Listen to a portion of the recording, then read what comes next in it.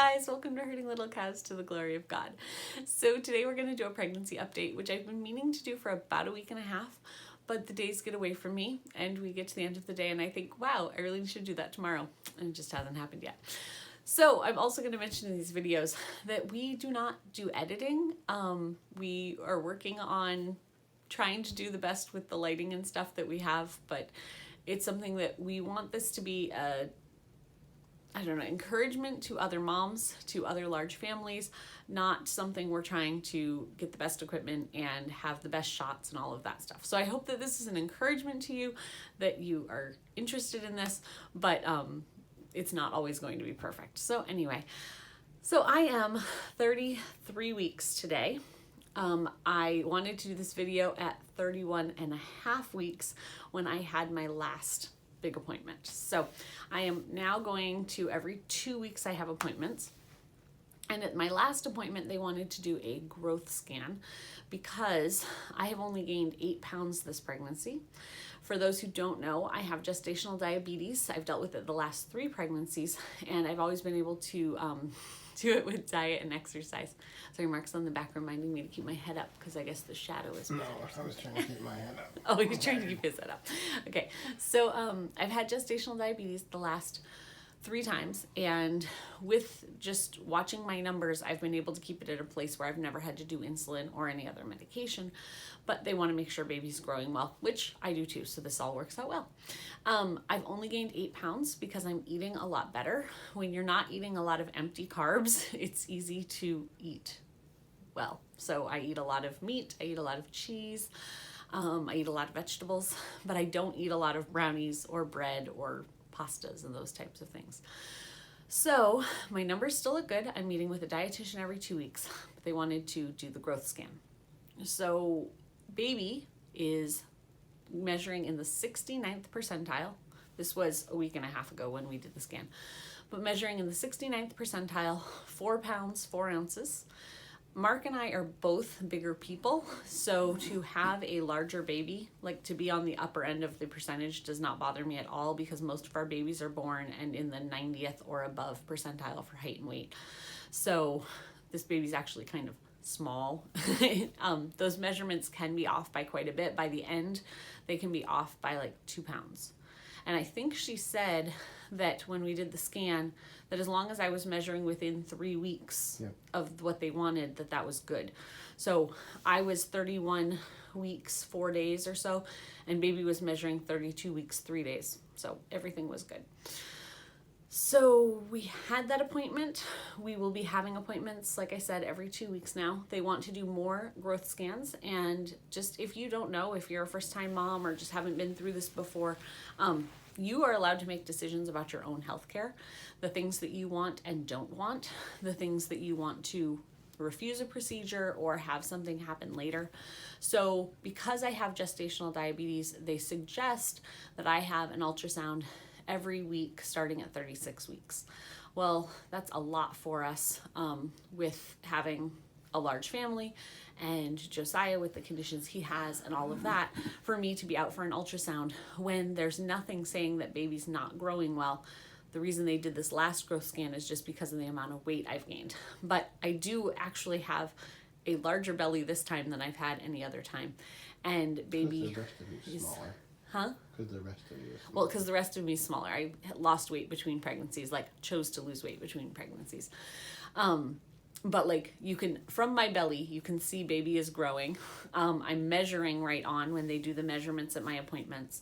Baby's kicking and very active. So we will do more growth scans if necessary, but I'm not going to do one every week. I've already scheduled my one for 37 weeks and 39 weeks. And if we find a problem with baby, we will do something different. It's kind of like right now I have appointments set up with my dietitian every 2 weeks. And if my numbers change, we will change how often those appointments happen. But we're not going to go do extra appointments just because they think there could be a problem with nothing showing up on any of that. They like to check for everything. And I like to stay out of the doctor's office as much as possible. For those who might be questioning, I have not gotten the COVID vaccine.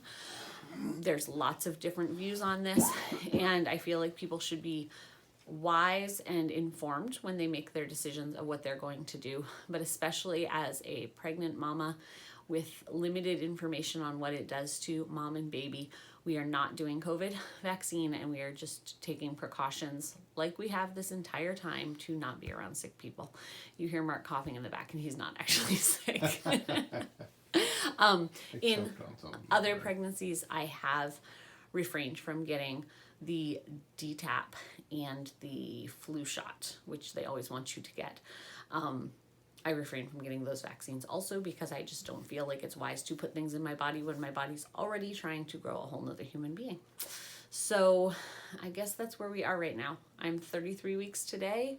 I will have another appointment this week. I think, yeah, you would normally have it at like 32 and 34, but I was just off by a couple days. But it's getting more real. When they say baby's 4 pounds, 4 ounces, our grandbabies were about that size when they were born, a little bigger than that, but they were born about those weights. We have friends who have recently had preemies that are smaller than that are doing well. So it just makes it seem like, okay, this really could happen at any time. We're hoping baby stays in as long as possible. But also that at my last appointment, we scheduled all my appointments for the rest of the pregnancy. So I even have an appointment scheduled for 41 weeks ultrasound if baby's still in at that point. You've never gotten to 40 weeks one day. Yeah, the longest baby was 40 weeks one day. That was the last baby. So who knows when this baby will come, but it definitely makes it more real knowing that we the end in sight of seeing the midwife has definitely already been planned. Mm-hmm. So we're not planning an induction or anything like that. I've already talked to my midwives about the gestational diabetes, and as long as I deliver between 40-41 weeks, not a big deal. And since I've never gone longer than that, not really that big of a problem. I have in previous pregnancies had to have some Pitocin just to get things moving, like gone in with my water broken or contractions started already just not going well and had to have a little Pitocin to get things going. So I know how my body already handles that, but that's not the plan. The plan is to let baby stay in until we're getting towards full term, and then we're going to do some other stuff to just make my body ready for baby. One thing I don't think I've shared on my channel yet, maybe I have. I don't think I shared this in the last pregnancy update. But I've been looking up about hand expressing colostrum in your last few weeks of pregnancy. So colostrum is the breast milk, the substance that comes before your milk comes in.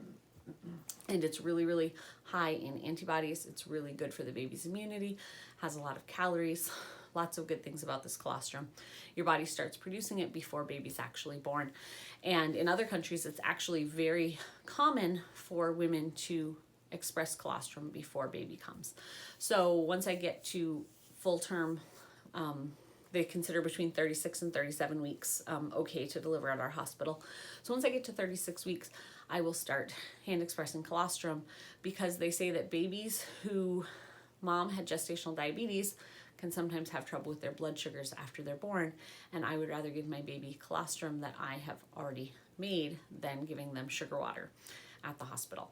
So I've already talked to my midwife about it. It's good. I've talked to my dietitian about it. It's good, but neither of them had ever heard about it. So I think it's kind of cool. It also can be a great benefit to babies just for the antibodies that are in there. Some of the people that I've been researching this, like watching to see how this is done, have used it just as an immunity booster for their kids as they've gotten a little older, 2 months, 4 months, whatever. So I just think it's kind of interesting. Something I have never done in another pregnancy, but I think it's a kind of interesting thing to happen. And so I guess that's the end of our pregnancy update today. Not much else going on, but baby's still growing. I'm still growing. And now I've got the hiccups. So we will see you guys next time on Herding Little Cows to the Glory of God.